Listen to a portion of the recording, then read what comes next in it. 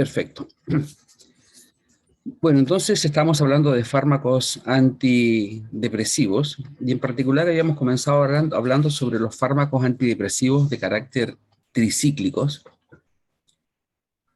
que fueron los que habíamos comentado. Me devuelvo una diapositiva, a ver, ¿sí?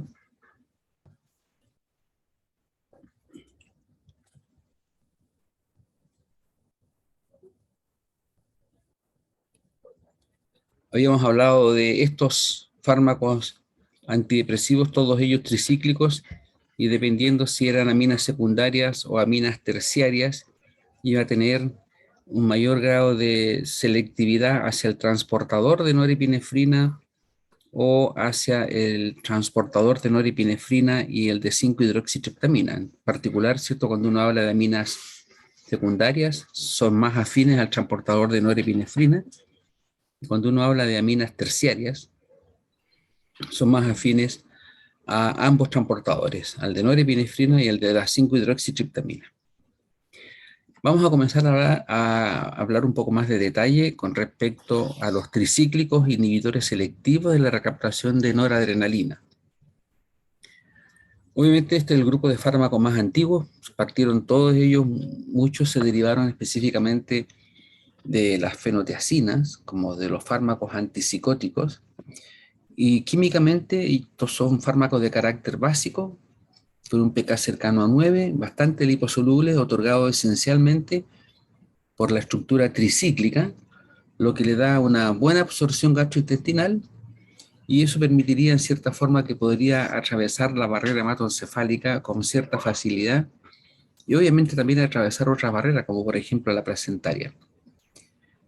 Tienen una buena absorción y los niveles plasmáticos se alcanzan a las 4 o 8 horas, y obviamente estos fármacos se pueden metabolizar por vía citocromos P450, dando lugar a un gran número de metabolitos activos, lo que posibilita, ¿cierto?, que el efecto de estos fármacos pueda ser prolongado en el tiempo.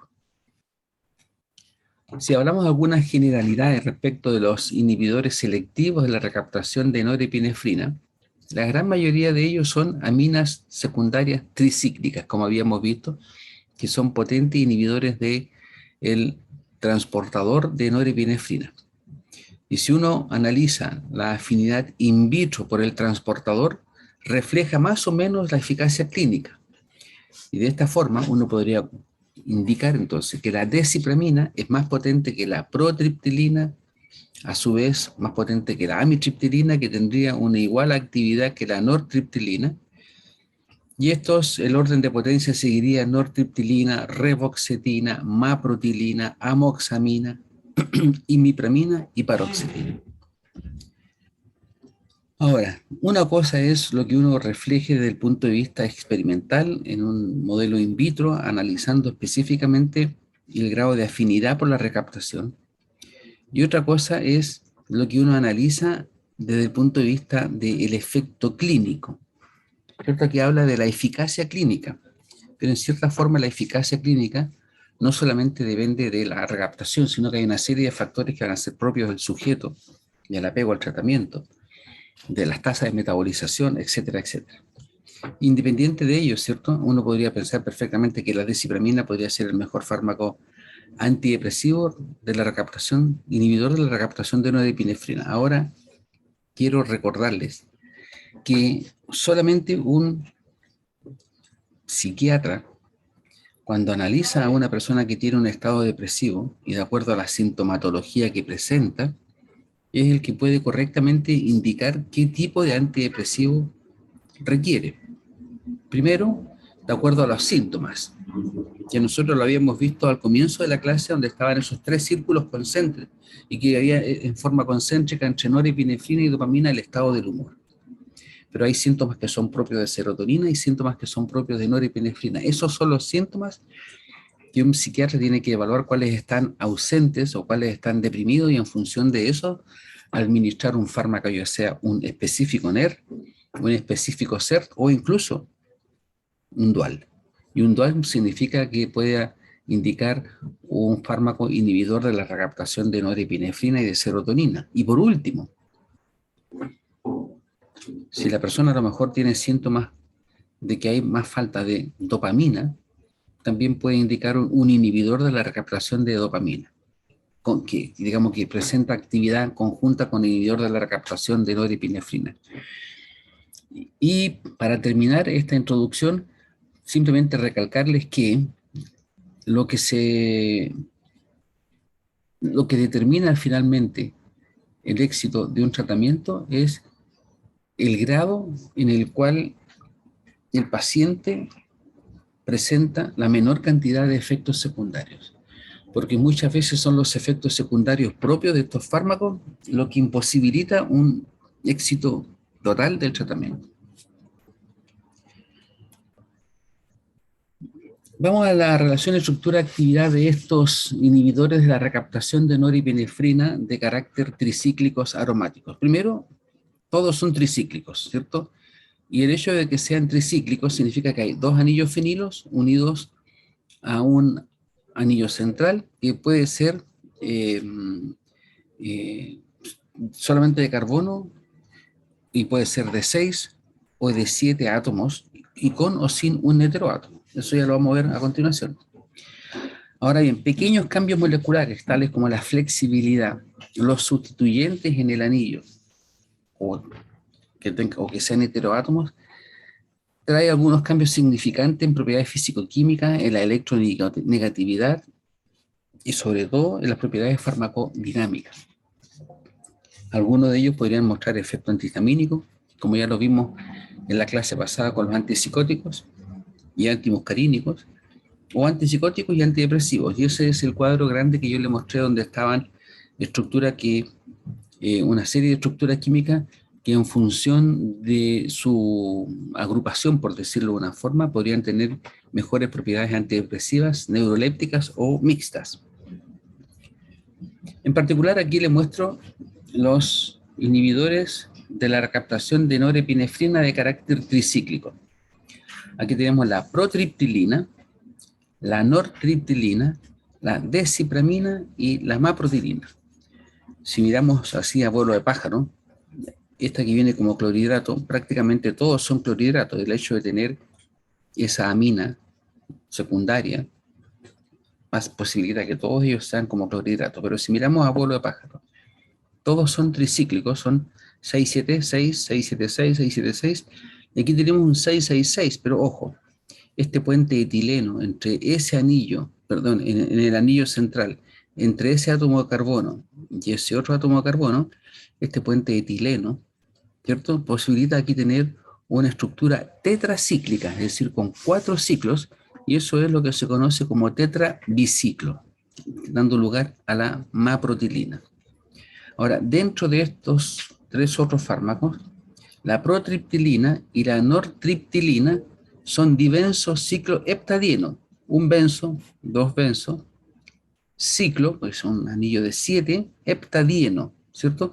Que puede ser insaturado, como en este caso, o puede ser saturado, como en este otro caso, dando lugar entonces, dependiendo a la protriptilina y a la nortriptilina. Y por el otro lado, como habíamos comentado anteriormente, el anillo central puede tener incluso un heteroátomo, y aquí tenemos entonces una dibenzo acepina, dibenzo, un benzo, 2 benzo, dibenzo, acepina, 7, pero con un nitrógeno, dando lugar a la descipramina. Esta diapo se las muestro para que ustedes tengan claro lo siguiente. Esta estructura es una estructura totalmente saturada.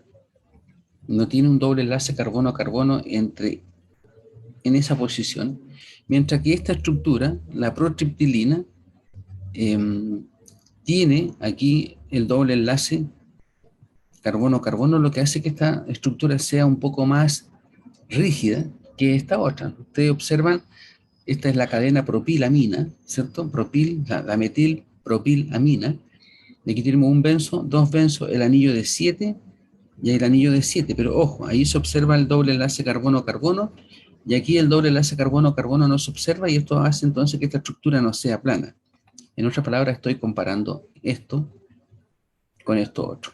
Esta estructura le da cierto grado de rigidez, el doble enlace carbono-carbono a la protriptilina, y en la ausencia o mejor dicho, la saturación en este otro caso, permite que entre estos dos átomos de carbono la estructura no sea tan cíclica, sea un poco más deformable, por lo tanto, le da un cierto grado de flexibilidad, que es lo que observamos acá con la nortriptilina.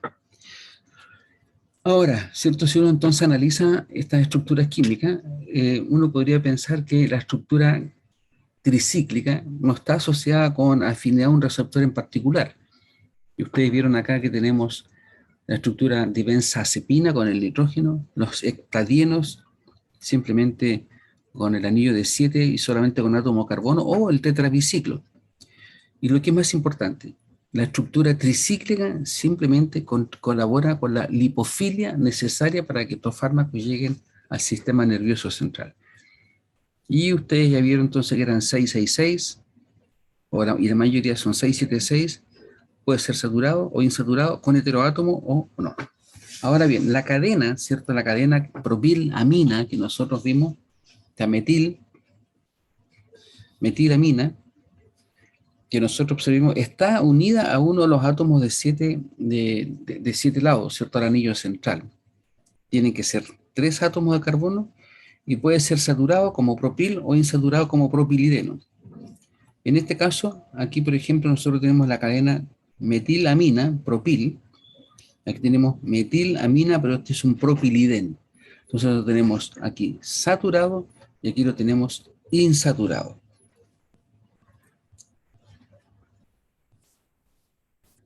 ¿En qué difieren estos fármacos de las fenotiacinas? En que están unidas a 2 átomos de carbono insaturados en reemplazo de un azufre. Me devuelvo un poco, recuerden que en las fenotiacinas, si nosotros miramos esta estructura, esto que está acá arriba, este doble enlace, este enlace carbono-carbono en el anillo central, en las fenotiacinas es un azufre. Y esa es la gran diferencia entonces que hay entre estos antidepresivos y los antipsicóticos. Ya le habíamos comentado entonces que estos tricíclicos aromáticos se podían dividir en dihidrodibenzazepina como la imipramina, divenzociclohepteno como la amitriptilina, dibenzoxepina como la doxepina, divenzocicloheptrieno como la protriptilina y en el tetrabiciclo como la maprotilina. Ahora, el anillo triciclo, insisto, tiene poca significancia sobre el transportador de norepinefrina o el transportador de serotonina, por un lado.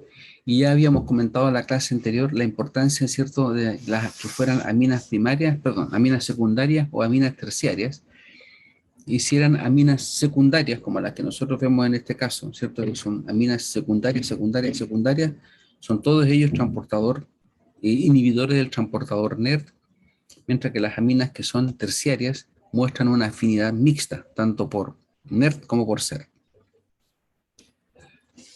¿Qué podemos hablar sobre la relación estructura-actividad de estos derivados tricíclicos? Si yo le agrego un halógeno o un ciano en la posición 3, y aquí tenemos, por ejemplo, la cianoimipramina, la 3-cianoimipramina, aumenta la afinidad por SER más que por NERD, es decir, estaríamos desviando la atención hacia un SER. Incluso, por ejemplo, ustedes observan acá que esta cianoimipramina es prácticamente una amina una amina terciaria. Y las terciarias tienen afinidad por SER y por NER. Pero si yo le agrego adicionalmente un grupo electronegativo, electroatractor, un halógeno, un ciano en la posición 3, acentúo más aún la afinidad por SER. La ramificación, acuerden que nosotros podíamos ramificar específicamente en el carbono 2, poner grupos pequeños como un metilo, y obtenemos la trimipramina, y la ramificación de esta cadena reduce la afinidad, en este caso por ambos transportadores, en aproximadamente 100 veces. ¿Qué pasa cuando tenemos isómeros derivados propilidén? ¿Cierto? Tenemos isómeros cis y isómeros trans. Y ya habíamos comentado que los isómeros cis, ¿cierto?, son más importantes para la selectividad y actividad para el transportador, como es el caso de la doxepina. Y fíjense ustedes que en la doxepina hemos incluido aquí un heteroátomo, un oxígeno del anillo de 7, aun cuando no está en la posición central, como estaba el caso del nitrógeno, obviamente. ¿Qué otra cosa uno podría concluir cuando uno habla de las aminas tricíclicas?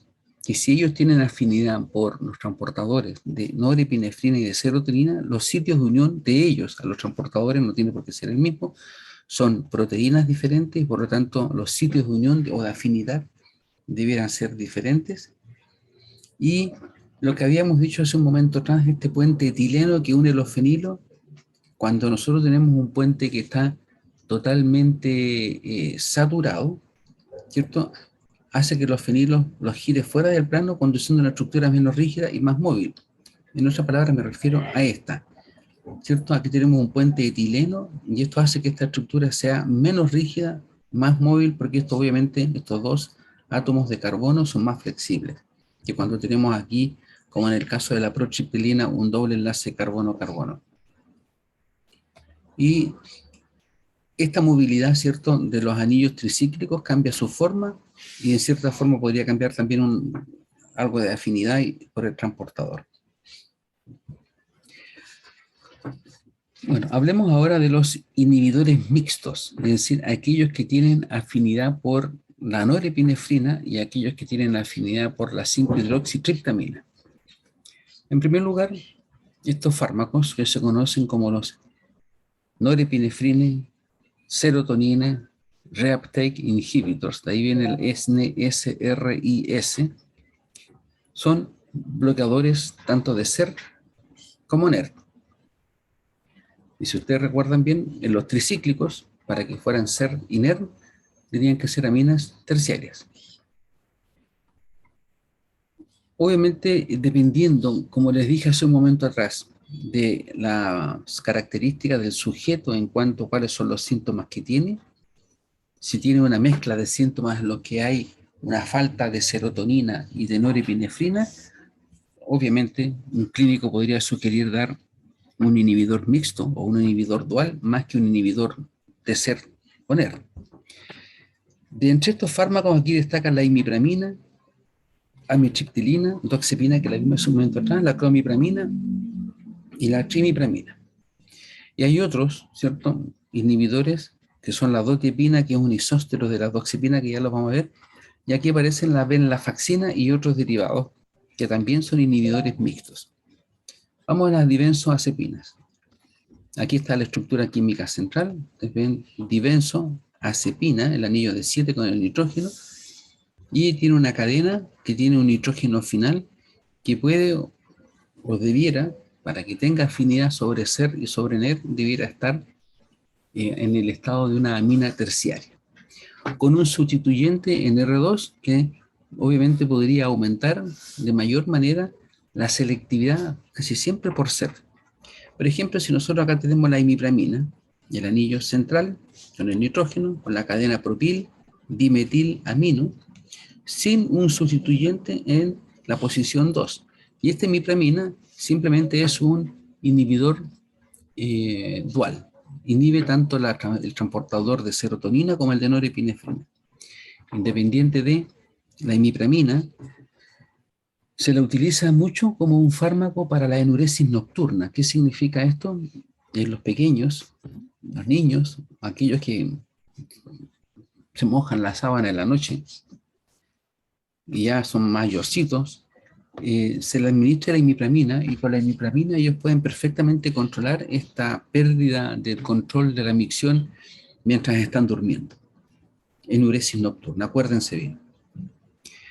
Si le agregamos un cloro, aumenta la selectividad sobre SER, y aquí tenemos la clomipramina, que ya habíamos comentado, ¿cierto? Está el mismo caso de la cianoimipramina, que también aumenta selectividad por SER. Y si nosotros aquí le agregamos la cadena metilo en el carbono 2 de la cadena del nitrógeno, del anillo central, tenemos la trimipramina, que acuerden que esta ramificación reduce 100 veces la afinidad por SER o por NER independiente, ¿cierto? Aquí tenemos esta cadena de carácter terciaria. Pero los otros fármacos de esta familia eran la amitriptilina, y aquí ustedes encuentran la amitriptilina, que es amina terciaria, SER, NER, y es una cadena propilidén con un anillo que está totalmente saturado en este puente etileno, que como mostré hace un momento atrás, le da cierta flexibilidad a esta molécula, pero ya habíamos quedado claro que en realidad el hecho de que sean tricíclicos, aromáticos, tiene que más nada que ver con propiedades farmacocinéticas, es decir, una mejor absorción y atravesar la barrera hematoencefálica, más que con el mecanismo de acción en particular de los transportadores. Me refiero a la unión de los transportadores. Bueno, una modificación que se obtuvo entonces de la amitriptilina fue modificar o agregar, o incluso desde la imipramina, ¿cierto? Desde la imipramina, porque este propilidén, la imipramina es propil, fue simplemente cambiar uno de los átomos de este puente etileno por un heteroátomo y así se obtuvo la doxepina, que sigue siendo una amina de carácter terciaria que sigue, perdón, y si es propilidén, deriva de la amitriptilina, la doxepina deriva de la amitriptilina, y este muestra también un alto grado de afinidad por ser INER. Y a partir de la doxepina, si uno hace un reemplazo del oxígeno por el azufre, podríamos pensar que es un reemplazo bioisoestérico, se obtuvo la dotiepina, también derivado de cadena propilidén, dimetil, dimetil y dimetil. Todos estos fármacos entonces muestran afinidad por SER y por NER. Pero así como hay derivados tricíclicos, también hay derivados no tricíclicos. Este fármaco en particular, la amoxapina, ustedes lo conocieron cuando hablamos de fármacos antipsicóticos. Y recuerden que la única diferencia en esta familia era con la loxapina, y la loxapina tenía aquí un metilo. Y el hecho de tener un metilo, a este fármaco lo transformaba en un excelente antipsicótico, pero cuando se demetila y obtenemos la amoxapina, este fármaco demostró tener afinidad por el transportador NERT, más que por el transportador SER. Y este es el único fármaco de esta familia, ¿cierto? En el que aquí tenemos una oxazepina, con un anillo central oxazepina, y en este anillo central es cuando tenemos los, digamos, el sustituyente, que en este caso es una piperacina, ¿cierto? Obviamente que se diferencia de los otros compuestos en que, por lo general, en los otros compuestos que habíamos visto de los derivados aromáticos, la cadena estaba en el anillo, en el carbono central, ¿cierto? Por decirlo de una forma que unía los dos estructuras aromáticas. En este caso se reemplazó por un oxígeno. Obviamente no se no puede estar allí el sustituyente, pero aún así el sustituyente está en el anillo central. Bueno, este es el único, eh, eh, además de los que hemos visto, ¿cierto? De la amoxapina y de los anteriores, imipramina, clomipramina, trimipramina, como fármacos doxepina, dotiepina, como fármacos inhibidores duales.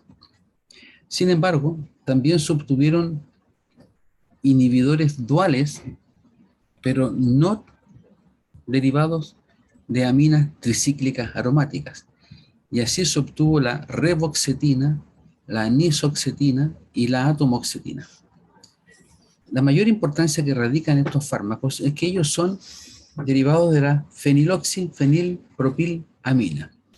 Analicemos, dice fenoxi, perdón. Acá tenemos el anillo fenoxi, fenil, propilamina. Aquí tenemos un átomo, 2, 3, propil, y el nitrógeno, amina. El producto central con el cual se partió fue específicamente con este tipo de derivados, ¿cierto? Ahora, a partir de la nisoxetina, se obtuvo por ciclación de esta cadena propil-amina, propil-metilamina, se cicló y se obtuvo la revoxetina, y obviamente también a partir de la nisoxetina, dependiendo los sustituyentes que podrían estar en el anillo fenoxi, si ustedes se dan cuenta, aquí nosotros en la revoxetina, los sustituyentes están en el anillo fenoxi, en el anillo fenoxi y en el anillo fenoxi. Ya les adelanto, ¿cierto?, que estos sustituyentes están todos en posición orto respecto del fenoxi. o en posición 2, si ustedes lo quieren pensar, leer de otra forma. En posición 2 está el etoxilo, el metoxilo y el metilo. Y todos estos son fármacos inhibidores de la recaptación de serotonina y norepinefrina. Son duales. Repito, son duales. ¿Qué importancia tenemos?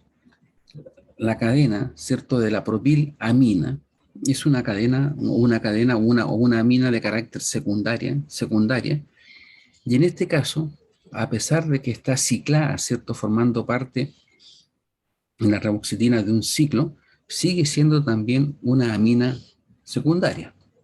No hemos cambiado la característica de la amina, siempre sigue siendo secundaria. Bueno, ya vamos a entrar con más detalle en el análisis de la feniloxipropanolamina. Pero en realidad, el cómo se obtuvieron estos derivados de feniloxipropanolamina, se supone que lo que se hizo fue abrir este anillo central, o mejor dicho, me voy a ir un poco más atrás. Se supone que lo que se hizo fue abrir este anillo central, manteniendo siempre los dos fenilos, y la apertura de este anillo central originó este fármaco, que es la venlafaxina. Si uno lo podría pensar, ¿cierto? Aquí tenemos un anillo, tenemos el siguiente anillo, y esto podría ser entonces ese átomo central, y aquí lo que le estaría faltando sería el puente etilén para unir ese átomo de carbono con ese otro átomo de carbono. Si tuviéramos un puente etilén tendríamos 7 anillos, perdón, un anillo de 7 lados.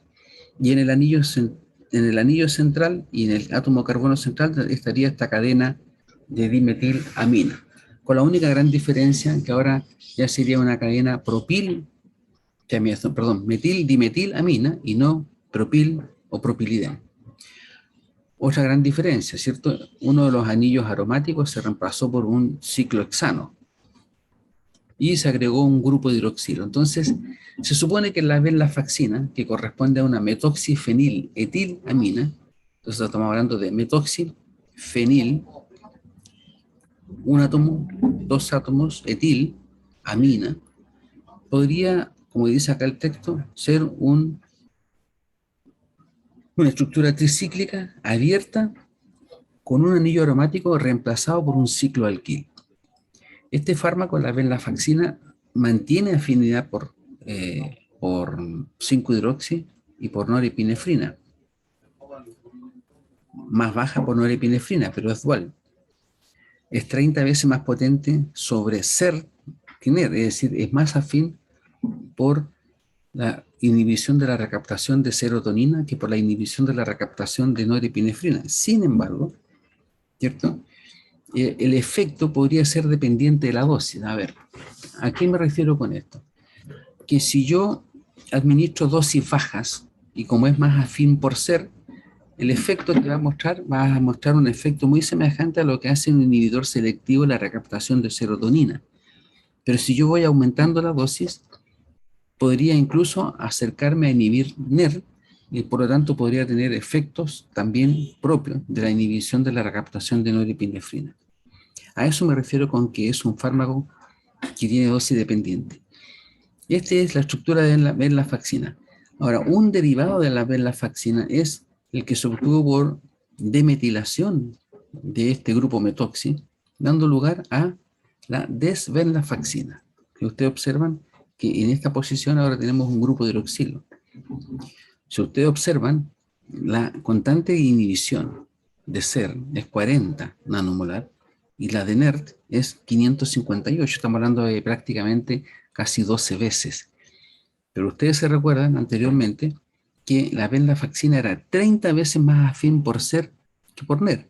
Entonces, la desvenlafaxina es más noradrenérgico que la venlafaxina. ¿Por qué? Porque ahora esta diferencia de afinidad por el receptor de 30 veces se redujo a 10 veces. Entonces, la desvenlafaxina se podría considerar como un auténtico inhibidor dual. La diferencia en cuanto a la afinidad por SER y por NER es mucho más cercana. En la desvenlafaxina, me refiero a la constante de inhibición, Ya en la venlafaxina donde hay 30 veces. Ahora, está claro que la desvenlafaxina es un metabolito, entonces de la venlafaxina por O de metilación, y prácticamente el 70% de la dosis que se administra se metaboliza y muestra efectos bastante importantes. Y como resalté, dice 10 veces más potente para inhibir la recaptación de serotonina que la de norepinefrina, 10 veces, mientras que el transportador, perdón, la venlafaxina era 30 veces más potente para inhibir la recaptación de serotonina que la de norepinefrina. Incluso algunos llegan a comentar que la venlafaxina es más un inhibidor CERT que un inhibidor NERT. Dicho de otra forma, si yo a un sujeto lo trato con venlafaxina, a dosis baja, voy a bloquear esencialmente receptores transportadores serotoninérgicos. Mientras que con desvenlafaxina, dosis baja, podría incluso llegar también a bloquear transportadores NERD. Sería más dual. Bien, pero a partir entonces de estos fármacos se obtuvieron una serie de derivados de la fenilpropilamina, que muestran afinidad por NER. Si nosotros miramos esta tabla y vemos los sustituyentes, recuerden que mientras menor es el número, es más afín. Entonces, si nosotros aquí miramos afinidad por transportador de serotonina y afinidad por el transportador de norepinefrina. Esta es la feniloxipropilamina, amina de carácter secundaria, 1, 2, 3, propil, fenilpropilamina. Y lo que es importante es dónde van a estar los diferentes sustituyentes en este anillo fenoxi. Si nosotros no tenemos un sustituyente, ustedes se darán cuenta que la afinidad por ser y por NER es muy cercana. Podríamos estar diciendo que es más afín por ser que por NER. Pero si yo ahora en este anillo fenoxi agrego algunos sustituyentes en posición 2 o en posición orto respecto al fenoxi, dando lugar a un metoxi, tenemos la nisoxetina, y fíjense cómo se aumenta la afinidad por el transportador NER. ¿Por qué? Porque disminuye la constante inhibición, 2,4 nanomolar. Pero si yo reemplazo el metoxi o el oxígeno de la nisoxetina por un azufre obteniendo la tio-nisoxetina, aumentamos mucho más aún la afinidad por el transportador de norepinefrina. Si lo reemplazo simplemente por un metilo en posición 2, sigue teniendo mayor afinidad por norepinefrina que respecto de serotonina. Si yo agrego un halógeno en posición 2, ya sea un flúor o un yodo, voy a tener siempre una mayor afinidad por el transportador de norepinefrina que por el de serotonina, excepto cuando agrego un 2-trifluor derivado. El único derivado que no muestra afinidad selectiva por el transportador de norepinefrina es un 2-trifluor metil derivado. Obviamente muestra más afinidad por serotonina, pero aún así la constante, la KI, ¿cierto? La constante inhibición, el valor de la constante inhibición es muy alto, indicando que pierde selectividad, pierde afinidad también. Si nosotros miramos ahora los sustituyentes en posición 3 o en posición 4, vemos que la constante inhibición para los transportadores NERD va aumentando, por lo tanto es menos afín. Conclusión: para un buen inhibidor NERD, los sustituyentes debieran estar en posición 2, excepto el trifluor. Entonces, ¿qué es importante? El tipo de posición del sustituyente influye en el mecanismo de acción, sí, porque puede ser SER o NER. Los sustituyentes en posición 2 en el anillo fenoxi, excepto en el caso del trifluormetil, tienen alta potencia y actividad por la recaptación de norepinefrina, el NERD. Y el cambio de afinidad por SER o NERD se atribuye más a los grupos voluminosos en posición 2 orto, los cuales restringen la flexibilidad de los anillos aromáticos, probablemente aumentando el alineamiento en el grupo aceptor de puentes de hidrógeno, en el caso del metoxi, con un grupo dador del NER no presente en ser. En otra palabra, ¿qué quiere decir esto? Quiere decir entonces que cuando tengo yo estos sustituyentes en posición 2, ¿cierto? Hay una restricción en la movilidad. Recuerden que esto va a estar en esta posición o en esa posición, da lo mismo. Pero esa sería la posición 2. La presencia de estos grupos metilo o tiometilo, o metil solamente, o el flúor o el 2-yodo, en esta posición restringe la movilidad de estos anillos aromáticos de uno respecto a otro.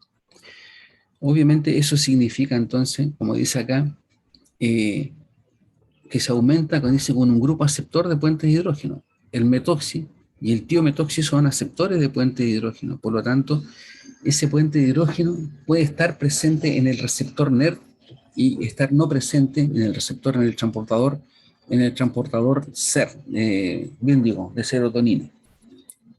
Entonces, para resumir, el reemplazo del protón o del hidrógeno de la posición 2 del anillo fenoxi por un derivado metoxi,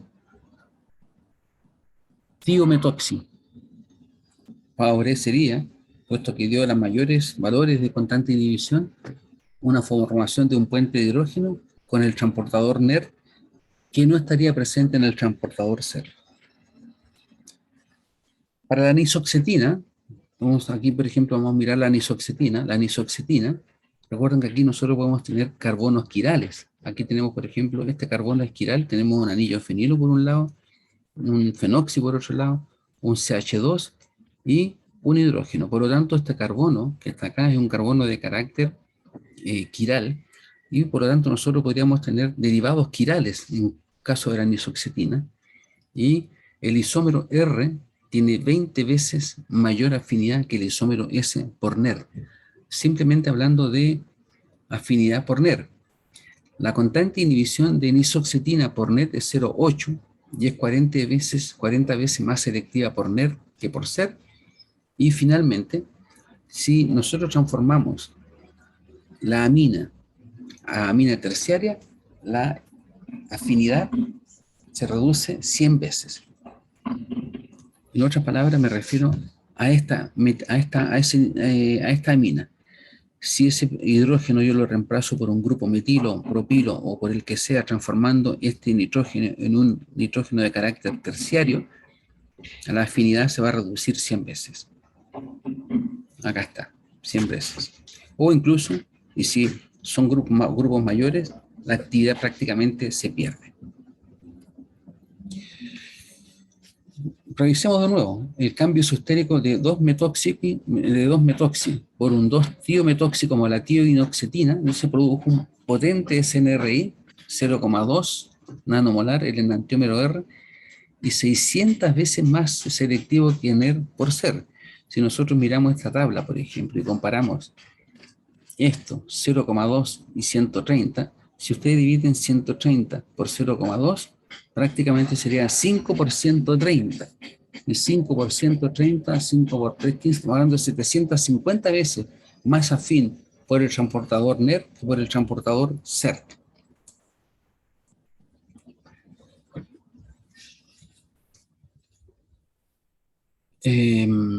Ya, ¿qué más? Las sustituciones del grupo fenoxi por, sí, el fenoxi, los cambiamos por naftiloxi, o el anillo fenilo se cambia por un anillo tienilo, es decir, de 5 átomos, siendo uno de ellos un azufre, resulta en un fármaco con inhibición dual de la recaptación de norepinefrina, que sería de norepinefrina y 5-hidroxitriptamina, que sería la duloxetina. Fíjense, eso se produjo por cambiar entonces el anillo fenilo a un anillo tienilo. Aquí les muestro yo, ¿cierto?, una relativa tabla de afinidad respecto de los diferentes derivados, tanto por el transportador de serotonina como por el transportador de norepinefrina en ratas y en humanos. Y ustedes observarán obviamente que hay algunas similitudes, aquí son muy semejantes, acá también son muy semejantes para paroxetina, pero hay algunos otros derivados en los cuales se nota cierto grado de diferencia entre el humano y la rata. Por ejemplo, si miramos acá 8,7, 1,3, hay cierto grado de diferencia. 16 respecto de 2,8. 0,75 es el doble, es la mitad de 1,5. Es decir, si bien es cierto, nosotros usamos las ratas y el transportador de la rata como para poder hacer un ensayo de relación, estructura de actividad, siempre hay que hacerlo al final de cuentas después con los transportadores humanos. Más diferencias se observan cuando uno ve el transportador de noripinefrina. Ya, sigamos. Sigamos ahora entonces con 10:58, 10:15. Vamos a hacer 5 minutos de descanso. ¿Alguna pregunta hasta ahora, muchachos? ¿Aló? Yo no tengo Por ninguna mi duda, parte, por el profe. momento No, no. profe, por ahora no. Qué bien, gracias. Vamos a parar un rato, a pausar y después seguimos. Ya, vamos a seguir entonces. Vamos a hablar ahora de fármacos antidepresivos, inhibidores selectivos de la recaptación, no, ahí dice selectivos, selectivos de la recaptación de serotonina. Bueno, este grupo de fármacos, yo creo que obviamente ha sido los últimos grupos de fármacos que se introdujeron en la terapia antidepresiva y se siguen incluyendo fármacos inhibidores selectivos de la recaptación de serotonina, dada la importancia de la serotonina en la misma. Y obviamente porque el objetivo ha sido también disminuir los efectos secundarios. Yo les comenté momentos atrás que un punto clave en el tratamiento antidepresivo es la presencia o ausencia de efectos secundarios. Si ustedes toman en cuenta que estos medicamentos se deben tomar por un tiempo mínimo, dependiendo del tipo de depresión, de 6 meses en adelante, la presencia de efectos secundarios serios hace imposible seguir con un tratamiento adecuado. ¿Cuál es el gran problema? ¿Cierto? El gran problema era que a muchos fármacos, muchos pacientes no tenían una respuesta. Había falta en un 20 o un 30% de los pacientes, había falta de respuesta. Y por otro lado, el tiempo de latencia para que se comiencen a notar los efectos. Y los efectos, fíjense bien, comunes de los antidepresivos tricíclicos eran efectos colinérgicos o anticolinérgicos, sequedad y efectos cardiovasculares. E incluso también, por ejemplo, los IMAO que previenen la degradación de las monoaminoxidasas, la degradación de las catecolaminas, también hay efectos secundarios propios de los IMAO. Por lo tanto, este hecho de tener fármacos, entre comillas, sucios, con más de un neurotransmisor afectado por estos fármacos y por el otro lado con metabolitos activos, hace entonces que estos efectos sean complejos. De ahí entonces la necesidad de tener fármacos, entre paréntesis, limpios, que demuestren bloquear con selectividad a un neurotransmisor. Me refiero a la recaptación. Volviendo a la estructura química de las fenoxifenilpropilaminas, ahora nos vamos a centrar entonces en los sustituyentes que están en posición 4 en este anillo fenoxi. Ya vimos los que estaban en posición 2, que eran estos de acá arriba, ¿cierto? Que tienen mayor selectividad por norepinefrina, pero tienen selectividad por 5-hidroxi, pero obviamente mucho más selectivo por norepinefrina. Pero si miramos ahora los sustituyentes en posición 4 y comenzamos a analizar, fíjense bien, ya habíamos visto que el trifluormetilo en posición 2 disminuía la afinidad por NER, pero también mostraba una disminución en la afinidad por SER, pero no había selectividad por NER, a eso me refiero. Si lo cambiamos a posición 3, el trifluormetilo, comienza a haber una mayor selectividad por SER. Si lo cambiamos a posición 4, la selectividad por SER sigue siendo la misma en términos de concentración nanomolar, pero se hace más selectivo, es decir, disminuye la afinidad por NERT, teniendo siempre el metilo, el trifluormetilo en posición 4, pero ahora teniendo una amina de carácter primaria, en este caso eliminando el metilo, a eso me refiero con la norfluoxetina, seguimos teniendo el mismo grado de afinidad por el transportador de serotonina y también disminuye en algo, o mejor dicho, perdón, aumenta en algo la afinidad por el transportador NER. Si tenemos solamente un 4-metil derivado, disminuye el grado de afinidad por SER y aumenta la afinidad por NER. Si es un 4-metoxi, disminuye comparándolo con el trifluormetilo y aumenta, o perdón, disminuye también la afinidad por NER. Y finalmente, si ponemos simplemente un 4-fluor derivado, prácticamente hay una afinidad muy cercana entre unos y otros.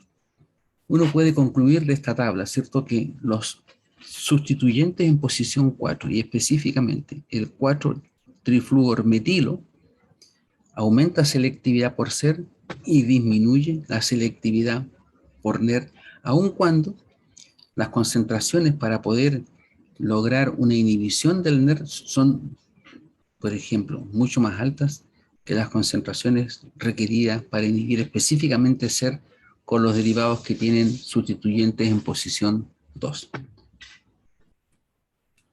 Por lo tanto, al igual como para los transportadores mixtos, ¿cierto? Aquí el tipo y posición del sustituyente importante en el mecanismo de acción. Los no sustituidos, si nosotros miramos esta tabla, el no sustituido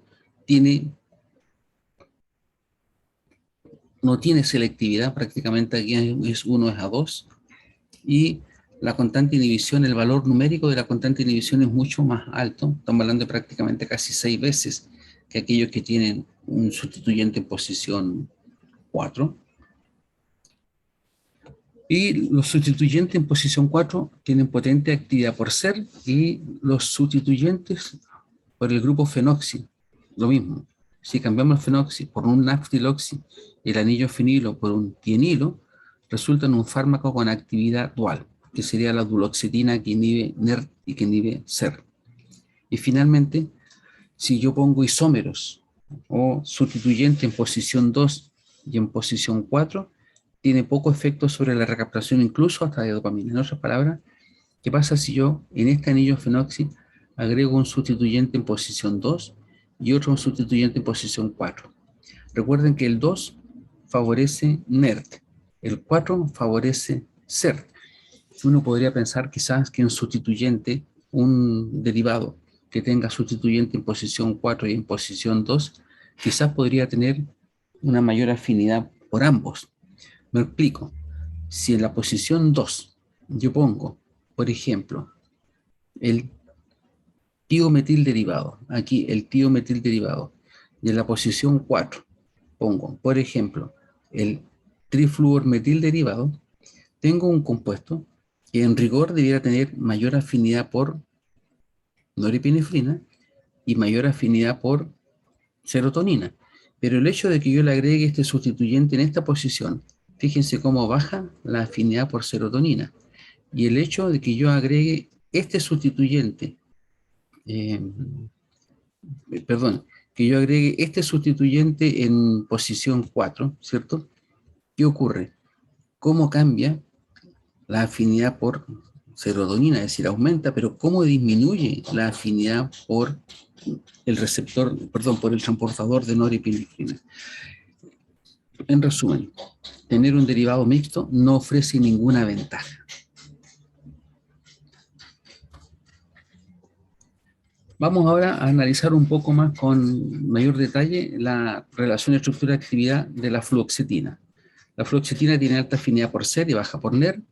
Es una mezcla racémica. La selectividad está dada por el sustituyente en el anillo fenoxi, específicamente en posición 4, con un grupo electroatractor de electrones que sería selectivo para la recaptación. Y aquí está, si yo sustituyo en posición 2,4 o 3,4, resulta en pérdida de la selectividad.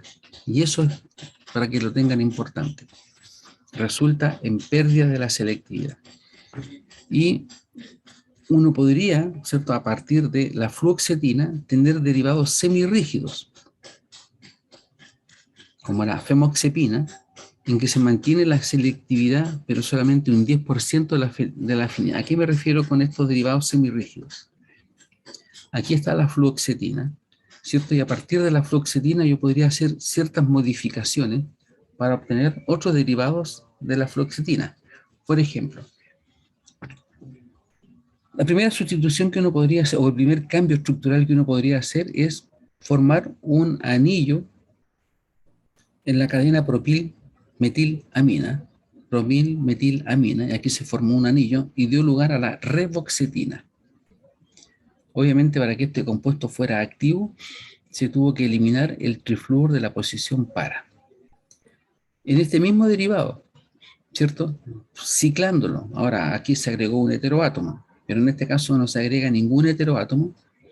Para que el fármaco mantenga actividad, se tuvo que agregar un sustituyente en posición 3 y 4, un grupo metilendioxiderivado, para que el fármaco obtuviera actividad, y así se obtuvo la paroxetina. Por otro lado, a partir de la fluoxetina se obtuvieron otros derivados. Por ejemplo, se fusionó en este lado del anillo fenil, formando un anillo de 5, y se obtuvo el derivado MDL28, que es un derivado más rígido.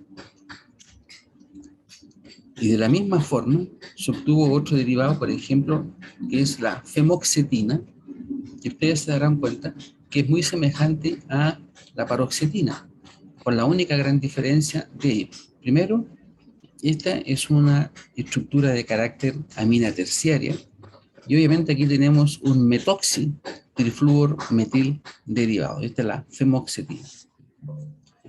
Entonces, en resumen, desde la fluoxetina, nosotros podemos dar lugar a la paroxetina, pero también de la fluoxetina, si nosotros demetilamos este nitrógeno, podremos tener la norfluoxetina con una amina de carácter primaria. Y aquí tenemos una amina de carácter secundario. Analicemos un poco el derivado activo que se obtuvo de estos fármacos, que es la paroxetina, que muestro acá arriba, ¿cierto? Y esta paroxetina tiene dos centros quirales, en primer lugar. Por lo tanto, podría tener 4 diastereoisómeros, y me refiero a los centros quirales son ese que está allí y ese otro que está acá. Ustedes observan aquí que este enlace es una cuña y ese otro enlace es un enlace como si estuviese hacia atrás del plano, y este estaría hacia el frente del plano, tomando este anillo como el plano. Por lo tanto, aquí tenemos 4 diastereoisómeros, y de estos 4 diastereoisómeros el derivado 3S, 4R de la paroxetina es el que es vendido como paroxetina. Este fármaco es selectivo para hacer.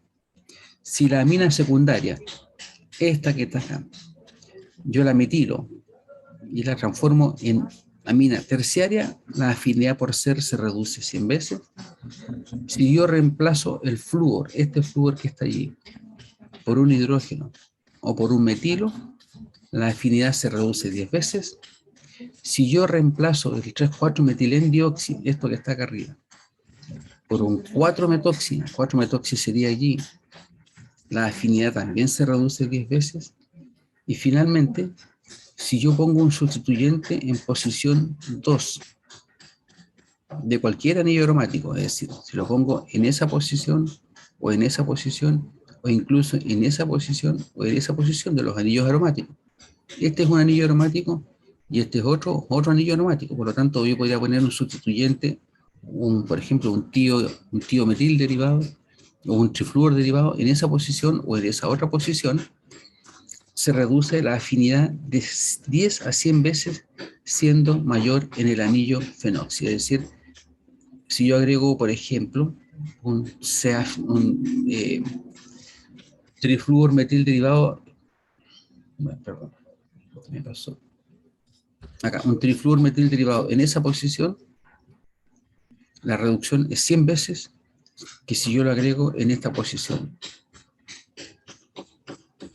Bueno, otro derivado que se obtuvo de estos compuestos es la reboxetina. Aquí está la reboxetina. Y esta reboxetina también ustedes se dan cuenta que tiene mezclas racémicas, por lo tanto hay un racemato RRSS reboxetina. Y aquí ustedes pueden observar la mezcla racémica. y a partir, obviamente, de estos derivados específicamente de otro fármaco que se obtuvo, por ejemplo, perdón, ¿se acuerdan cuando estábamos hablando recién de que se obtuvo un anillo? Me voy a devolver acá. De este derivado, del MDL 28618, que se obtuvo porque se formó un ciclo adicional al fenilo y se obtuvo el MDL 28618 y se obtuvo un derivado que tenía actividad como inhibidor SER. Bueno, a partir de este derivado, si ustedes se dan cuenta que hay un derivado muy semejante, se obtuvo el citalopram. Obviamente cambia un poco la estructura, ya no es exactamente la misma.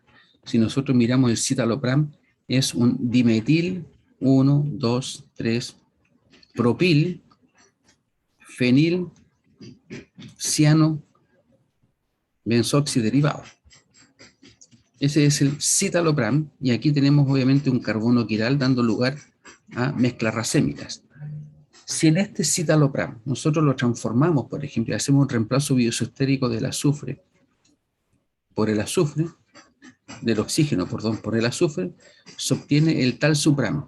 Y si el citalopram tiene una afinidad por SER, cuando nosotros hacemos este cambio isostérico del oxígeno por el azufre, obtenemos un fármaco que tiene alta afinidad por NERT.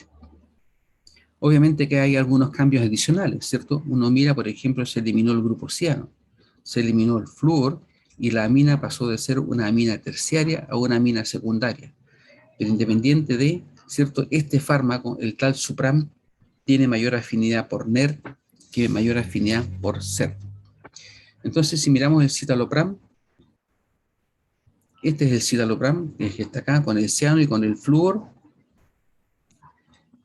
La efectividad terapéutica del derivado S, la sustitución bioisostérica del isobenzofurano. Aquí está el isobenzofurano por un isobenzotiofeno, es decir, reemplazar ese oxígeno por el azufre, tal cual lo obtuvimos acá, isobenzofurano, isobenzotiofeno, dio origen al talsupram, cambiando la selectividad de SER a NER, y el citalopram ha sido el inhibidor más selectivo para SER y con el menor índice de efectos secundarios. ¿Se dan cuenta? Efectos secundarios. Y finalmente el escitalopram es el isómero S y tiene 27 veces mayor potencia que el isómero R.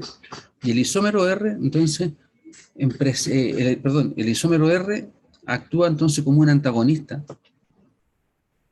del isómero S, obviamente porque tiene mayor afinidad.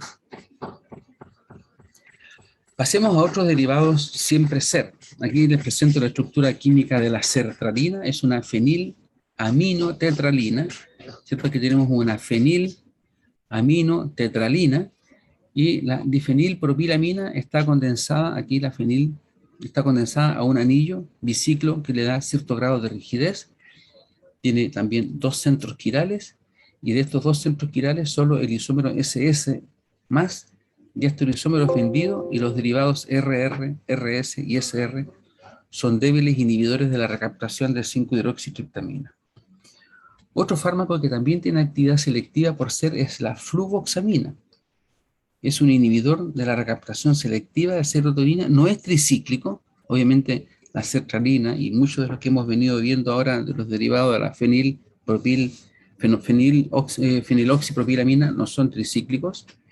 Sin embargo, este fármaco se caracteriza porque tiene un doble enlace en una de las cadenas, lo que es una aminoetiloxima, un éter. Aquí tenemos un éter, un aminoetiloxima, y este derivado es isóstero con el propilideno y confiere una cierta simetría geométrica, este doble enlace carbono-carbono, y esto entonces aumenta la posibilidad de, obviamente, de ser más inestable a la luz. Y si ustedes observan, tenemos aquí un 4-trifluor derivado, y este 4-trifluor derivado es esencial para la actividad. En otras palabras, si yo lo elimino, la actividad de la fluvoxamina prácticamente se pierde. Pasemos a otro derivado más moderno, ya con mayores diferencias respecto a lo que hemos estado viendo, es de la vortioxetina. Este fármaco ha sido introducido recientemente al mercado, me refiero a los últimos 3 años quizás. Se une, fíjense bien, aquí nosotros estábamos hablando hasta ahora de fármacos que tenían afinidad solamente por los transportadores. Y este fármaco, la vortioxetina, también tiene afinidad por el transportador de serotonina, pero al mismo tiempo muestra actividad agonista en el 5-HT1A y agonista parcial en el 5-HT1B. Y estos receptores, el 5-HT1A y el 5-HT1B, son autorreceptores de la neurotransmisión serotoninérgica. ¿Qué significa esto? Que son receptores que están ubicados en la membrana presináptica. Ahí actúan como autorreceptores, y cuando estos receptores se activan por un agonista, le están diciendo a la neurona presináptica que falta neurotransmisor, por lo tanto libera mayor cantidad de neurotransmisor. Y recuerden que lo que nosotros estamos haciendo acá con la vortioxetina o con cualquiera de estos fármacos al inhibir el transportador SER es aumentar la vida media de la serotonina en la hendidura sináptica. Y si estimulamos aún más los receptores presinápticos para que liberen mayor cantidad de serotonina, vamos a aumentar aún mayor la concentración de serotonina. Por lo tanto, este fármaco, la vortioxetina, la actividad agonista y agonista parcial en cada uno de estos dos receptores, conduce a una mayor liberación de serotonina y lo que podría entonces causar una acción antidepresiva adicional. Y de hecho es uno de los fármacos que está siendo fuertemente introducido ahora en el tratamiento de la depresión mayor, bastante efectivo, con la única gran diferencia, ¿cierto?, de, insisto, los efectos secundarios. Y se supone entonces que este fármaco, la vortioxetina, también podría ser incluso hasta antagonista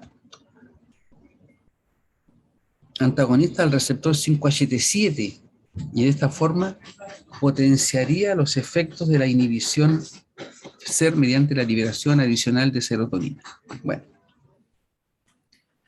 vamos ahora a fármacos que tienen efectos en otro neurotransmisor, específicamente en la dopamina. Hay un único fármaco en esta familia que sería el bupropión, que es un fármaco antidepresivo con propiedades inmunoestimulantes. ¿Por qué? Si ustedes se dan cuenta, dice que va a inhibir la recaptación de dopamina e inhibir la recaptación de epinefrina o de norepinefrina.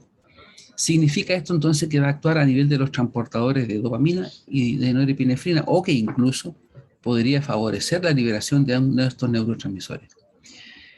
El bupropión deriva de la catinona. Esta que está acá es la catinona. Si ustedes lo observan, es una cetona con una amina muy semejante a lo que nosotros teníamos como las aminas biógenas, ¿cierto?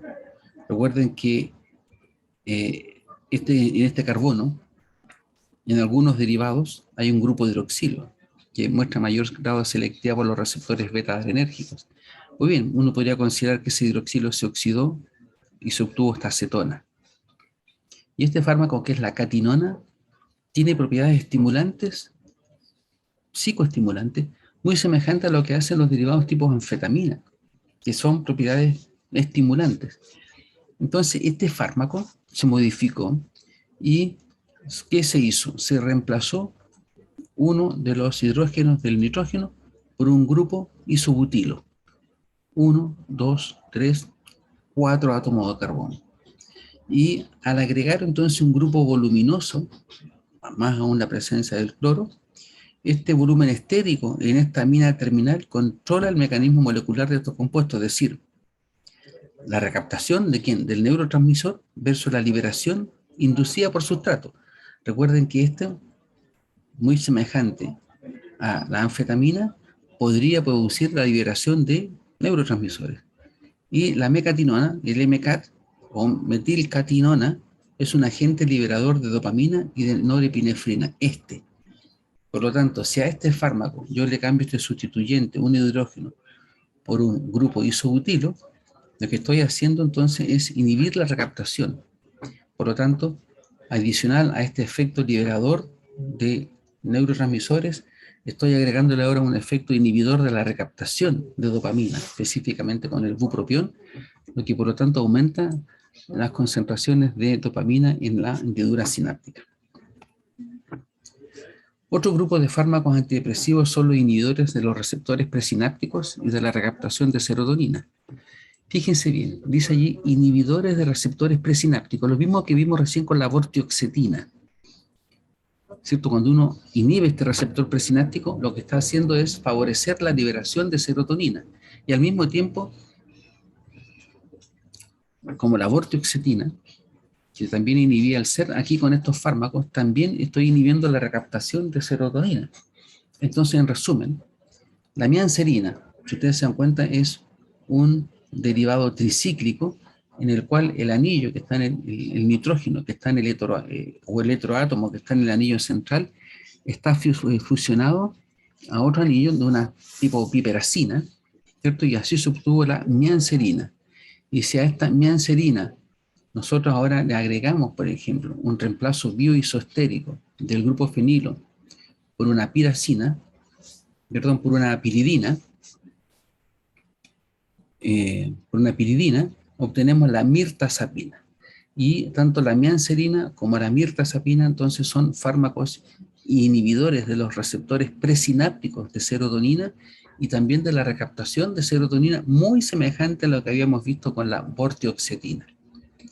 Y otro grupo ya de fármacos totalmente derivados, diferentes respecto a estos anteriores que acabo de comentar, pero con propiedades farmacológicas semejantes, sería la trazodona y la nefazodona. Si nosotros miramos en cierta forma la estructura, encontramos acá una piperacina, un triazol derivado fusionado aquí con un anillo aromático, y en este otro caso está simplemente sustituido por un grupo etilo o por un éter aromático.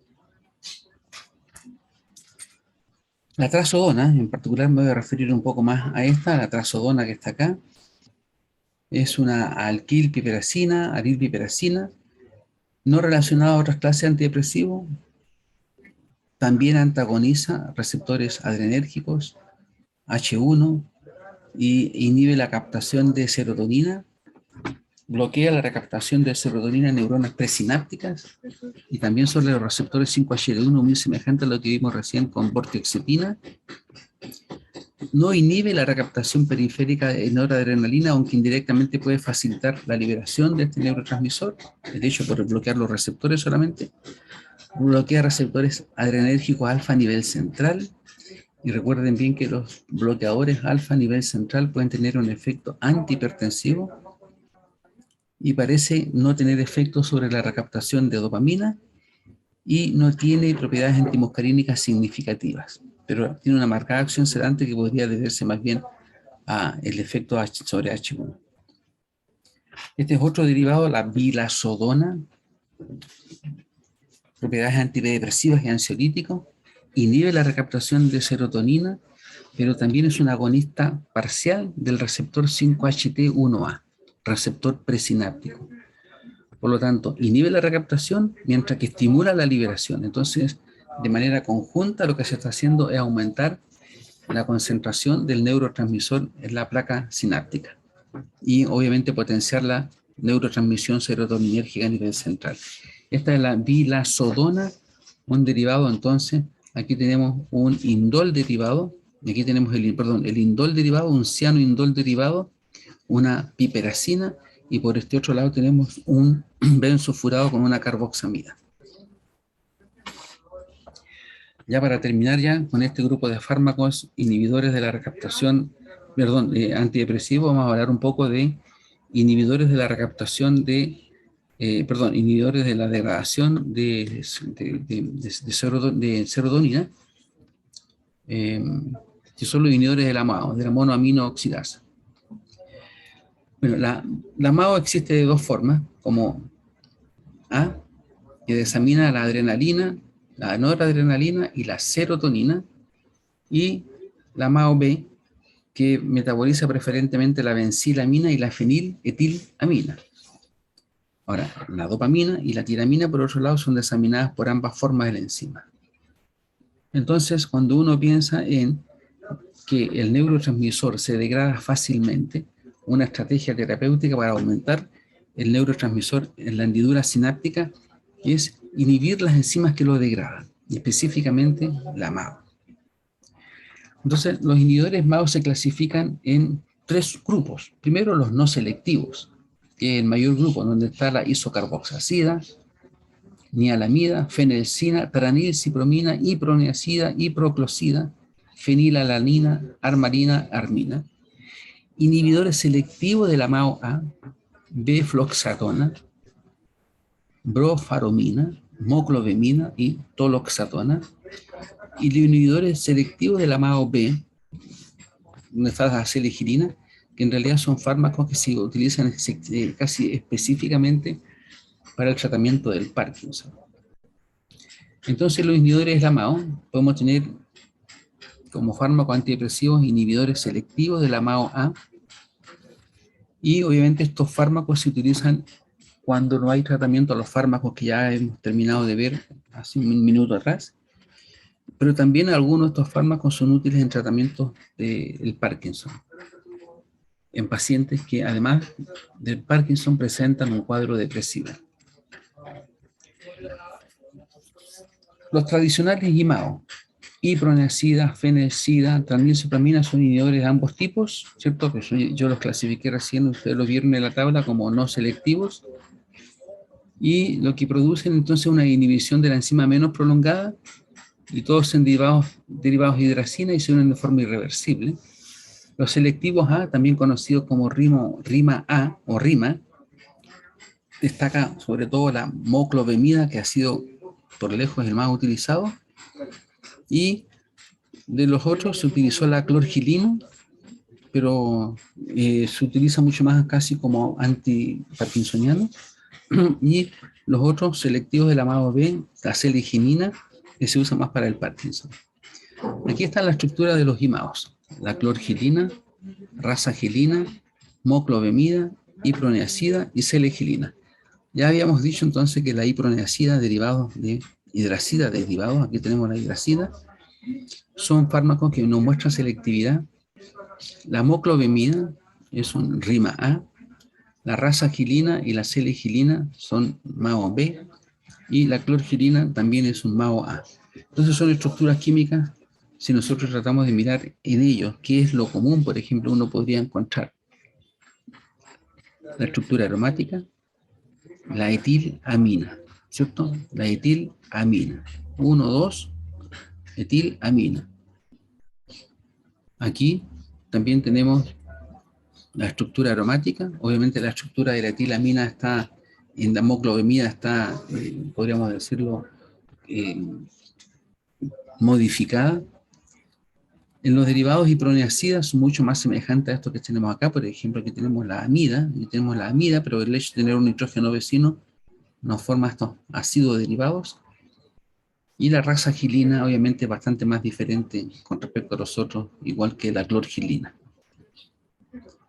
La moclobemida en particular, aquí está la benzamida como derivado, inhibidor de la MAO-A, tratamiento de depresión y trastorno de ansiedad social. La toloxatona, inhibidor reversible de la MAO-A, utilizado como antidepresivo. Y la tranilcipromina, inhibidor no selectivo. Aquí podemos tener incluso reacciones hipertensivas con estos fármacos.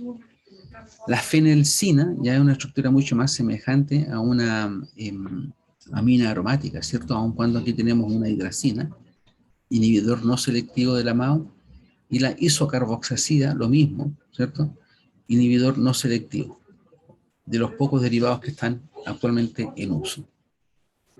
Y para terminar, ¿cierto? Me quedan dos fármacos. Primero, el carbonato de litio, que administrado como carbonato proporciona una rica fuente de iones de litio que compiten en varios lugares con varias enzimas, y por lo tanto pueden tener varios mecanismos. No se conoce específicamente el mecanismo de acción. Hay unos derivados de litio que tienen que ver mucho con el metabolismo de los inositoles trifosfato, el IP3, a nivel de la generación de segundos mensajeros, pero son muy utilizados los carbonatos de litio en el trastorno bipolar y en la depresión recurrente, y las concentraciones séricas terapéuticas y tóxicas estrecho, por lo tanto hay que tener un control bastante efectivo, sobre todo controlar las concentraciones. Y termino con este fármaco, la agomelatina. Y esta agomelatina es un potente agonista de receptores de melatonina, los MT1 y los MT2, y es un antagonista neutro en los receptores 5-HT2C. Y se supone entonces que los efectos de la agomelatina como un fármaco inhibidor, como un fármaco antidepresivo, se deberían a la sinergia entre sus efectos melatonérgicos y los efectos serotoninérgicos. Y de esa forma entonces uno podría tener un efectivo control de de la depresión. Termino con esta diapositiva simplemente mostrando algunos fármacos, ¿cierto?, que ya están en la fase en la que están. Por ejemplo, aquí está la agomelatina, que ya fue comercializado, igual que la virazodona. Después está otro derivado, la edivoxetine, que está en fase 3, el levomilnacipram y la lisdexamfetamina, también en diferentes estudios clínicos, en fase de estudios clínicos. Muchachos, hasta allí la clase de fármacos antidepresivos. Vamos a dar unos 5 minutos 10 minutos de descanso. Son, según mi reloj, las 11:41. Partimos entonces a las 11:51 y vamos a hablar en estos minutos que nos quedan, que serían 40 minutos, de fármacos antiparkinsonianos. ¿Alguna consulta?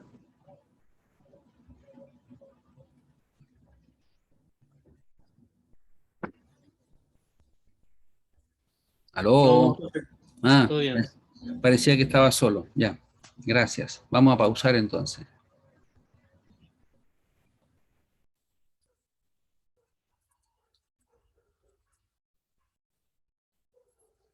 Simplemente indicar que el Parkinson fue descrito a menos en el año 1817 por James Parkinson. No vamos a entrar en más detalles, ya ustedes ya conocen, me imagino por farmacología sistema 1 de Parkinson, ¿cierto? Y entre los síntomas más importantes del Parkinson hay 4, que son el temblor, la bradicinesia, eso es lentitud y disminución de la cantidad de movimiento, la rigidez de los miembros, me refiero a manos y pies, y obviamente la dificultad para mantener la estabilidad cuando se está parado o caminando. Son los principales síntomas del Parkinson. Y está claro que la dopamina es el principal sistema afectado en el Parkinson, y a nivel central hay receptores dopaminérgicos en la hipófisis, en el límbico mesocortical, en el nigrostrial y en la región tuberoinfundibular. Y depende del bloqueo que uno produzca, es el síntoma que vamos a tener. Recuerden que la región mesocortical tiene mucho que ver específicamente con la esquizofrenia.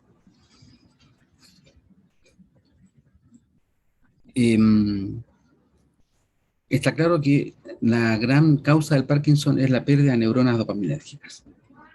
Por lo tanto, ¿cierto?, la estrategia del punto de vista en cuanto al Parkinson ha sido de tratar de suplir este déficit de dopamina por la degeneración de estas vías dopaminérgicas en la región del nigroestriado, y al mismo tiempo estas neuronas en el nigroestriado hay neuronas colinérgicas que eran inhibidas por las neuronas dopaminérgicas, y al no haber neuronas dopaminérgicas, ¿cierto?, se incrementa la actividad colinérgica en pacientes con Parkinson. Por lo tanto, el uso de fármacos anticolinérgicos en pacientes con Parkinson se debería, ¿cierto?, a este descontrol de estas neuronas. Ya de la etiología no vamos a comentar, simplemente de indicar que quizá algún factor tóxico. Hasta ahora hay gente que ha estudiado incluso que hasta la misma oxidación de la dopamina origina un aminocromo derivado, y este aminocromo derivado podría estar causando la pérdida de neuronas dopaminérgicas. Y obviamente la estrategia, ¿cierto?, consiste simplemente en aumentar la activación dopaminérgica a nivel central en el nigroestriado, Y obviamente hay varios, entre ellos, ¿cierto? Obviamente el uso de agonistas dopaminérgicos, inhibidores de la degradación de dopamina y ciertamente algo ya mucho más de los tiempos actuales, el tratamiento celular, es decir, eh, regeneración o, mejor dicho, activar las stem cells de forma tal que haya nuevas células dopaminérgicas. Esta es la síntesis de las catecolaminas y partimos específicamente de tirosina, dando lugar a la L-dopa. Y esta L-dopa, por la L-aminoácido aromático descarboxilasa, origina dopamina. Por lo tanto, esta enzima es importante. Obviamente esta dopamina, después por una dopamina beta-hidroxilasa, en presencia de oxígeno y ascórbico, origina la hidroxilación de ese carbono beta, obteniendo la noradrenalina, y más aún por la feniletanol amina N-metiltransferasa, se transfiere un metilo al nitrógeno y así obtenemos la adrenalina en presencia de esa adenosilmetionina. Bueno, nuestro objetivo es este. Nuestro objetivo es la dopamina. Entonces la pregunta es, ¿cómo nosotros podemos aumentar la concentración de dopamina? Y la respuesta es fácil, agregando el sustrato, la L-dopa. La pregunta es, ¿cómo logramos que esta L-dopa llegue a nivel central? Porque recuerden que nosotros necesitamos dopamina a nivel central. La L-dopa se degrada fácilmente por la monoaminoxidasa, dando lugar a un aldehído derivado, y después por la catecol o metiltransferasa, transfiriendo grupos metilos en estos grupos hidroxilo, obteniendo finalmente como producto de degradación el ácido homo-vanílico. Ahora, por otro lado, ¿cierto? Lo que hay que tener en cuenta es que la dopamina puede sufrir una metilación por la COM directa sin necesidad de la MAO. Pero eso ustedes ya lo saben.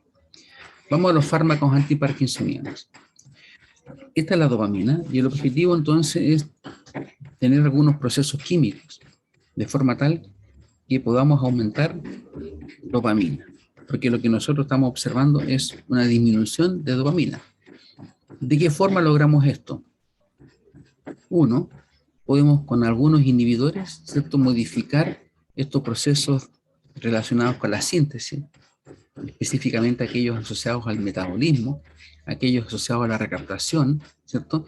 Y podemos favorecer la biosíntesis y favorecer la liberación. Pero por otro lado también, como esta dopamina va a actuar sobre receptores dopaminérgicos, lo que podemos hacer es utilizar agonistas dopaminérgicos o agonistas inversos o antagonistas, dependiendo si nosotros quisiéramos bloquear, por ejemplo, otros receptores, como por ejemplo los receptores muscarínicos. Si miramos entonces los fármacos para el Parkinson, ustedes ya saben que hay fármacos que son antagonistas de dos, específicamente los neurolépticos derivados de la fenotiazina, que son utilizados para la esquizofrenia, y uno de los efectos secundarios de estos fármacos son los efectos extrapiramidales, conocidos como efectos tipo Parkinson, y digamos que hace semejar obviamente a una persona que tuviera Parkinson aun cuando está siendo tratado por un fármaco antipsicótico. Y entre los fármacos que muestran esta propiedad de antagonizar los receptores dopaminérgicos, los más importantes son las fenotiazinas, los tiosantenos y las butirofenonas. Pero también hay derivados de la difenilbutilpipridina, ¿cierto?, la pimosida, de las ortometoxibenzamidas o de las dibenzoheteroátomoazepinas también. Pero por el otro lado, ¿cierto? Nosotros sabemos que podemos tener fármacos agonistas que pueden actuar directamente o indirectamente sobre cierto tipo de receptores, mejorando un poco el tema del Parkinson. Si nosotros utilizamos agonistas sobre receptores dopaminérgicos, ¿cierto? Aquí ustedes ven que hay un desbalance entre la vía dopaminérgica y la vía colinérgica. Si no hay dopamina, ¿cierto?, se exacerba la respuesta a la acetilcolina, por lo tanto tenemos un exceso de vía muscarínica o vía colinérgica y un defecto en la vía dopaminérgica, por lo tanto podemos usar agonistas dopaminérgicos y podemos utilizar antagonistas colinérgicos para poder equilibrar esta balanza que se produce en el desbalance de un paciente con Parkinson. Por lo tanto, los fármacos y la estrategia, primero, como les comenté hace un momento atrás, es utilizar un precursor de la dopamina, que es la levodopa, o también conocida como L-dopa. Por el otro lado, también utilizar inhibidores de la degradación de la dopamina, y ahí tenemos los MAO-B y los inhibidores de la COM. Con este vamos nosotros a lograr tener mayores niveles del neurotransmisor. Pero también, ¿cierto?, de forma más exógena, podemos utilizar agonistas dopaminérgicos sintéticos. Y aquí destacan los derivados del ergot y algunos derivados no dopaminérgicos. Y finalmente, ¿cierto?, podemos utilizar los fármacos anticolinérgicos para frenar un poco esta excesiva estimulación colinérgica no descontrolada en pacientes con Parkinson. Entonces, nuevamente, pensamos en utilizar precursores biosintéticos. ¿Y cuál es la gran desventaja? La dopamina per se, si nosotros administráramos dopamina per se, y me devuelvo marcha atrás para que se recuerden un poco, acá, suficiente con esto. Esta es la dopamina. Ese nitrógeno es de carácter básico, debe tener un pK sobre 10, 11, 12. Por lo tanto, esto se protona fácilmente a nivel gástrico y se protona fácilmente incluso a pH 7,4. Por lo tanto, nosotros vamos a tener protonado esta amina. El hecho de que esa amina esté protonada significa que va a ser incapaz de atravesar la barrera hematoencefálica. Entonces la pregunta es, ¿cómo lograr aumentar la concentración de dopamina a nivel central? Y la respuesta es simple. Podemos utilizar algún derivado de la dopamina que tenga un cierto grado de neutralidad desde el punto de vista de su estado de ionización, que atraviese la barrera hematoencefálica. Y por otro lado, ¿cierto? Podemos utilizar estos fármacos agonistas o sintéticos. Ahora, por otro lado, la dopamina, ¿cierto?, que no pasa la barrera hematoencefálica, puede tener también efectos a nivel periférico, en receptores adrenérgicos, mostrando efectos cardiotónicos y también mostrando efectos a nivel renal y produciendo una vasodilatación. Y de hecho, por ejemplo, aquí ustedes tienen la ibopamina y la dobutamina, que son fármacos que, si ustedes se dan cuenta, son derivados prácticamente de dopamina, que tienen efectos cardiotónicos. ¿Por qué? Porque obviamente hay un grado de semejanza bastante alto entre dopamina y la norepinefrina en cuanto a la afinidad de los receptores adrenérgicos. Por lo tanto, el mecanismo de acción de los fármacos antiparkinsonianos es utilizar, en primer lugar, aumentar la concentración dopaminérgica a nivel central, y aquí lo que se hace entonces es administrar el sustrato, la levodopa. Pero para eso tenemos que nosotros ser capaces de evitar que esta levodopa se degrade a nivel periférico, y para eso se utilizan inhibidores de la dopa de carboxilasa periférica como la carbidopa y la benseracida. O la otra estrategia es utilizar directamente agonistas dopaminérgicos, bromocriptina, pergolida, disuride, cabergolina, o incrementar incluso la síntesis y la liberación de dopamina en las neuronas dopaminérgicas. Pero claro, como en el Parkinson hay pérdida de neuronas dopaminérgicas, por mucho que nosotros administremos amantadina para aumentar la concentración o la liberación, al haber escasez de neuronas dopaminérgicas no es mucho lo que vamos a lograr. Y finalmente, del punto de vista químico, ¿cierto?, inhibir la MAO e inhibir la COM son dos estrategias importantes para lograr mantener la concentración de la dopamina en la hendidura sináptica en concentraciones razonables. Y finalmente, ¿cierto?, uno utiliza otras alternativas farmacológicas como la anticolinérgica, utilizar el triexifenidilo, el piperideno y la prociclidina, son fármacos que inhiben la actividad colinérgica a nivel central. Bueno, es aquí la estructura química de la L-dopa o la carbidopa, ¿cierto? Carbidopa, ¿por qué? Porque esto que está acá abajo, esta estructura, sin tomar en cuenta el grupo carboxilo, sería la dopamina, pero si le agregamos el grupo carboxilo, se conoce como carbidopa o L-dopa. Los fármacos inhibidores de la enzima que descarboxilan a la L-dopa o a la carbidopa para transformarla en dopamina son muy semejantes al sustrato. De hecho, ustedes observan acá, tenemos la carbidopa, perdón, este es L-dopa, no es carbidopa, este es L-dopa, esta es la carbidopa. La carbidopa es el fármaco que inhibe a la enzima que degrada el aminoácido aromático descarboxilasa periférica. Pero este fármaco es incapaz de atravesar la barrera hematoencefálica, por lo tanto no va a inhibir a la enzima a nivel central, pero sí a nivel periférico. Bueno, semejante entonces a la carbidopa, está la benseracida, que también es un fármaco inhibidor de la L-aminoácido aromático descarboxilasa, lo mismo que la alfa-fluormetildopa. Fíjense, en la dopamina pone un flúor en posición, un fluorometil en posición alfa. Alfa, porque me refiero al carbono donde está unido el grupo amino. Entonces, este fármaco es el precursor biosintético de la dopamina y puede obtener una buena absorción oral. ¿Por qué? Porque el grupo amino, que se protona a pH 7,4, el grupo carboxilo se desprotona a pH 7,4. Por lo tanto, aquí nosotros tenemos un fármaco que va a tener, en cierta forma, carga positiva por acá y carga negativa por acá, lo que da una carga neta total igual a 0. Y de este fármaco, prácticamente el 1% cruza la barrera hematoencefálica.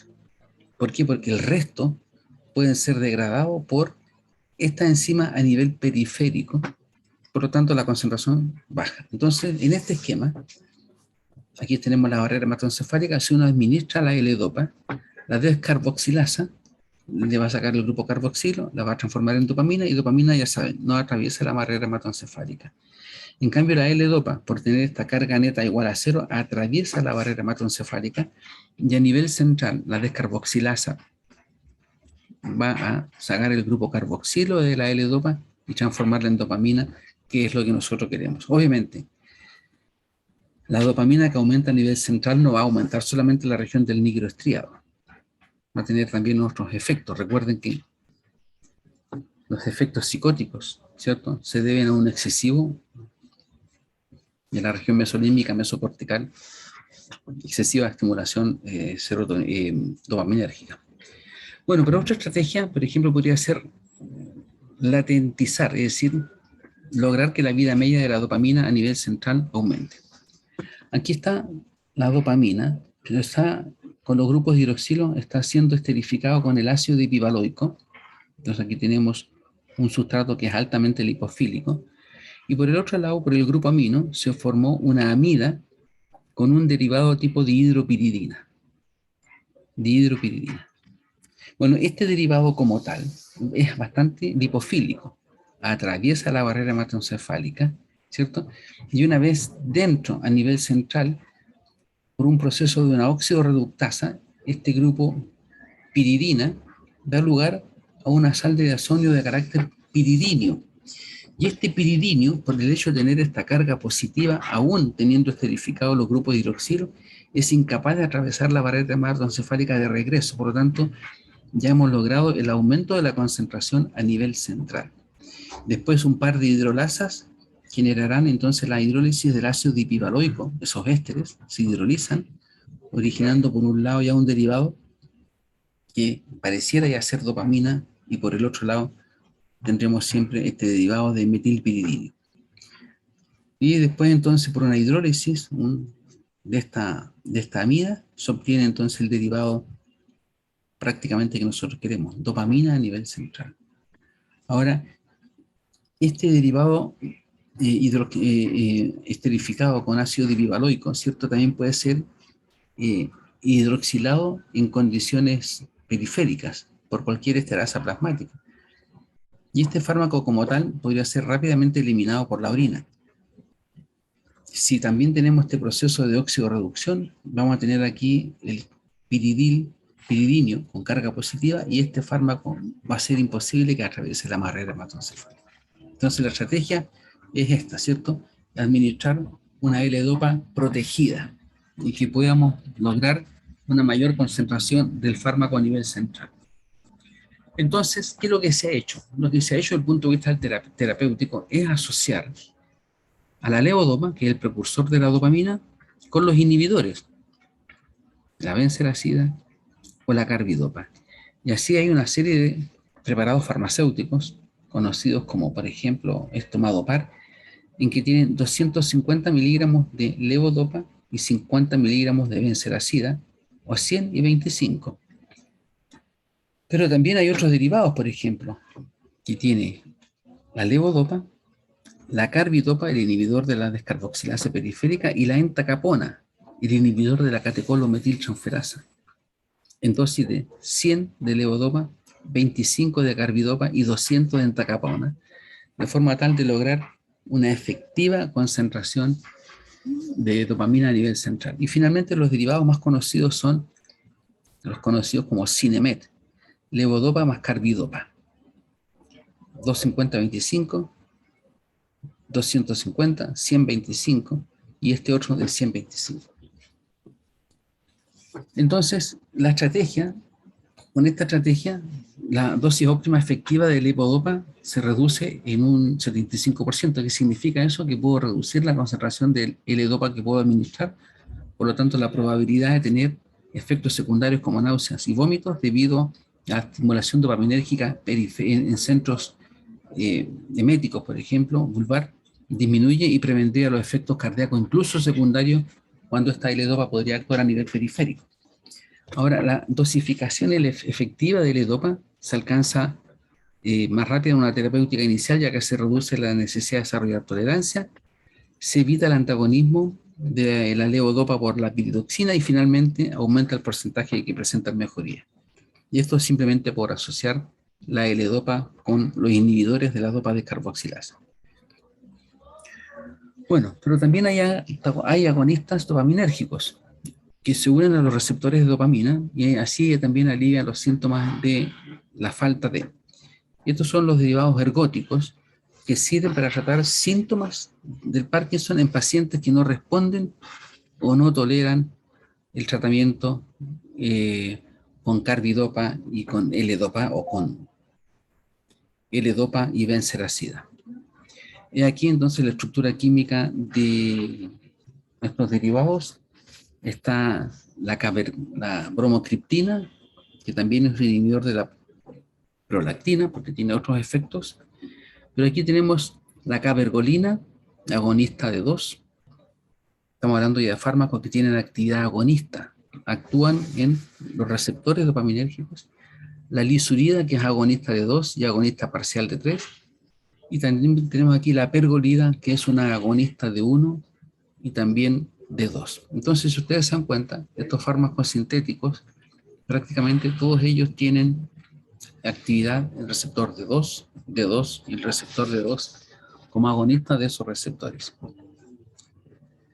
¿Qué pasa con la bromocriptina? La bromocriptina es también una agonista de los receptores de 2, también es agonista parcial de los de 1, actúa en el hipotálamo, en el nigrostriado y suprime la secreción de prolactina. Eso es cuando actúa en otro nivel, en la región túbero-infundibular. Ahora, en el nigrostriado produce disminución de los efectos tipo Parkinson, la brevicinesia y la rigidez y el temblor. La lisurida, fíjense bien que además de ser agonista parcial de los receptores de dopamina, también tiene afinidad por receptores de serotonina, 5-HT1A, HT2AC, disminuye la rigidez, aumenta el movimiento. La cabergolina, receptores de 2, también tiene efectos en los problemas motores. Y finalmente la pergolida, agonista de 2, de 3 alfa, y prolonga incluso el efecto de la levodopa. Pero también hay otros agonistas dopaminérgicos directos. Por ejemplo, aquí aparece el ropirinol, que es una dihidroindolona. Aquí tenemos un indol, es un indol, y con este grupo ceto es una indolona. Y por el otro lado tenemos el tetrahidrobenzotiazol. Aquí tenemos el benzotiazol, pero es tetrahidro porque los otros dos dobles enlaces están saturados. Y así tenemos el pramipexol. El ropirinol, agonista de 2, y el pramipexol, agonista de 2, parcial y agonista de 3. Y lo que nosotros necesitamos simplemente, ¿cierto?, son fármacos que muestran actividad agonista por los receptores dopaminérgicos. Y estos derivados, se supone que el ropirinol y el pramipexol son derivados semisintéticos, o sea, sintéticos, obtenidos por la simplificación de los alcaloides del cornezuelo del centeno. Obviamente tratando de buscar efectos que no demuestren efectos secundarios, valga la redundancia. Entonces, el pramipexol y el ropirinol se pueden utilizar solos o incluso combinados con levodopa. Y cuando me refiero a levodopa más benseracida o levodopa más carbidopa. Tienen menos efectos secundarios autonómicos cardiovasculares y digestivos, eficacia en el control del temblor, menos hipotensión ortostática, eso significa que no van a actuar sobre receptores alfa, fundamentalmente. No tienen actividad sobre receptores 5-HT. Hay otros derivados también de dopamina. Aquí nosotros tenemos la N-metildopamina, conocido como epinina, y algunos derivados de morfina, como la apomorfina. Ustedes se dan cuenta que tenemos aquí, podríamos decir casi como escondida, ¿cierto?, la estructura química de la dopamina. Y esta apomorfina muestra un grado de actividad, mientras que la isoapomorfina no muestra selectividad. Y fíjense que lo que hemos hecho es cambiar simplemente la posición de estos dos grupos hidroxilos. Pero derivados activos, la apomorfina. De los derivados ergóticos, ¿cierto?, la bromocriptina se utiliza, por ejemplo, en concentraciones de 2,5 miligramos. La cabergolina, 1 miligramo. La lisurida, 0,2. Y la pergolida, 1 miligramo, lo que indica entonces que el grado de absorción o la farmacocinética de estos fármacos es bastante importante, lo suficiente como para lograr tener concentraciones de ellos bastante altas a nivel de los receptores dopaminérgicos. Y entre los fármacos no ergóticos son fármacos obviamente que no se asocian a los derivados del cornezuelo del centeno y se usan en terapias iniciales de la enfermedad del Parkinson, también asociado a levodopa, pero en pacientes con enfermedad de Parkinson avanzada. Eso, y todo más que nada para reducir los efectos secundarios, y obviamente estos ergóticos que podrían ser específicos y no parecidos a las catecolaminas podrían no tener problemas a nivel cardiovascular. Ahora, un fármaco ciertamente importante es la amantadina, que ustedes la verán el próximo semestre cuando hablemos de fármacos antivirales, porque este fármaco es un excelente antigripal. Sin embargo, esta amantadina puede atravesar la barrera hematoencefálica, puesto que es bastante lipofílica, es una estructura muy esférica. Aquí no se nota, pero si ustedes le miran en volumen es muy esférica, es un tetraciclo. Tenemos aquí un ciclo, 2 ciclos, 3 ciclos y 4 ciclos, tetrabiciclo. Se acumula a nivel central y lo que hace es producir a nivel central la liberación de dopamina desde las vesículas de almacenamiento. Entonces lo que estaríamos logrando con la amantadina es aumentar la concentración del neurotransmisor en la placa sináptica. Ventaja, lipofilia. Se protona a pH fisiológico, pero uno podría incluso hasta reducir un poco la lipofilia. En resumen, ¿cierto? Nosotros aquí tenemos esta vía sintética de la dopamina. Acá está la L-dopa, que la hemos utilizado como una fuente de dopamina. Aquí está la dopamina. Podemos inhibir la MAO y podemos inhibir la COM. Si nosotros queremos inhibir la COM, hay dos compuestos que se han caracterizado para inhibir esta enzima. Uno es la tolcapona y la otra la entacapona. Si ustedes visualizan la estructura de la tolcapona, podríamos pensar, por ejemplo, tiene los dos grupos hidroxilo de carácter fenólicos, muy semejante a lo que tiene la dopamina. Un anillo aromático con dos grupos de hidroxilo, aromático con dos grupos de hidroxilo, y la cadena lateral, Obviamente dista de mucho. Aquí simplemente tenemos dos anillos aromáticos unidos por un grupo carbonilo, como un puente. Y en el anillo aromático, en uno de ellos, tenemos un catecol y un grupo nitro, mientras que en el otro tenemos solamente un grupo metilo.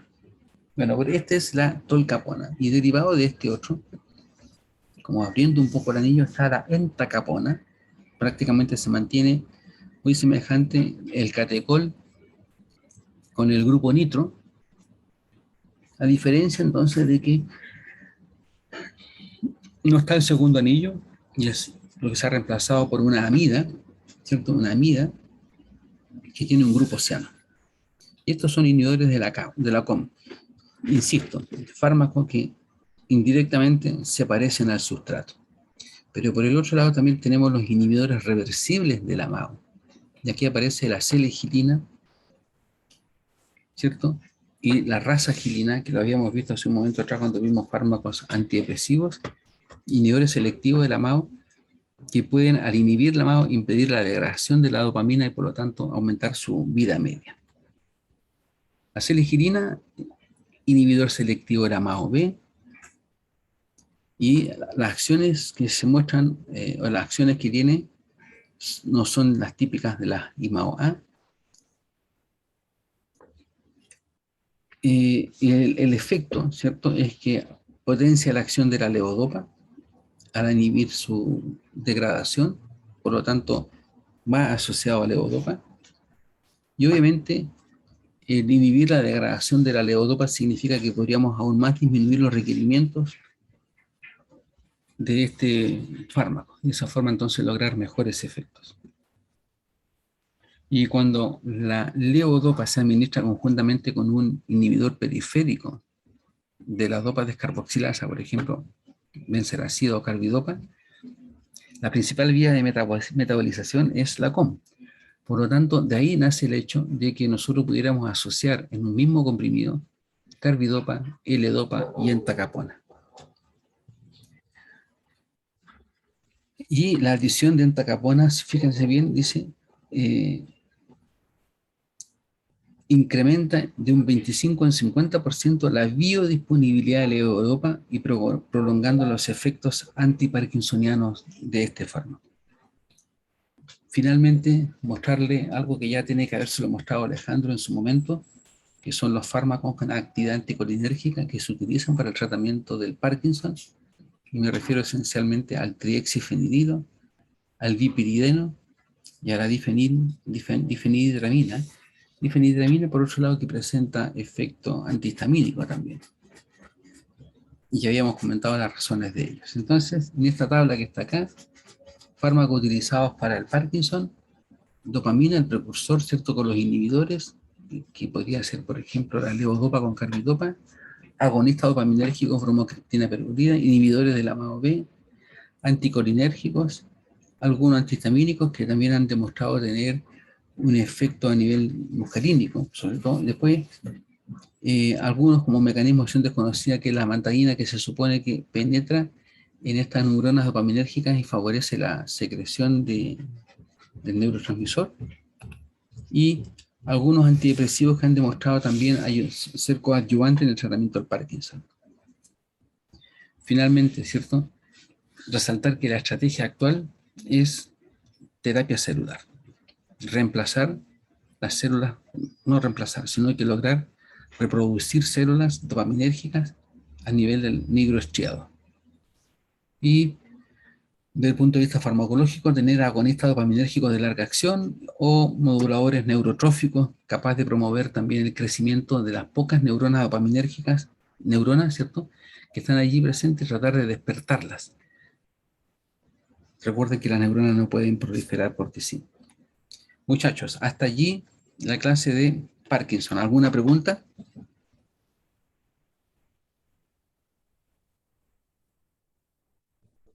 Nadie responde. ¿Aló, profe, se escucha? Sí, Scarlett. Sí, cuando hablaba antes de un inhibidor selectivo, por ejemplo, ya sea de MAO-A o MAO-B, ¿Sí? a grandes concentraciones, ¿puede inhibir a la otra o No, porque ahí hay cierto grado de selectividad. Hay fármacos que son selectivos para la MAO-A, como la moclobemida, y hay fármacos que son selectivos para la MAO-B, como la rasagilina, la celegilina, y hay otros fármacos que son inhibidores mixtos de la MAO-A y MAO-B, como los derivados de la isoproteasida. Entonces, cuando tú utilizas Perdón, altas es concentraciones, independiente de la concentración. son independientes de la concentración, efectivamente. Gracias. Por nada. Ya, muchachos, ¿preguntas? ¿Ninguna? Bueno, hemos terminado la clase. Les aviso, el capítulo que va a quedar pendiente va a ser el capítulo de fármacos anticonvulsivantes. No se lo voy a poder pasar porque ya la próxima clase debiera venir el capítulo de antihistamínicos. Y si al final del semestre tenemos alguna hora, podría yo pasar anticonvulsivantes. La razón de esta falta de poder pasarle anticonvulsivantes se debió a que un día jueves nosotros ocupamos el horario de clase para la prueba. Y esa es la razón.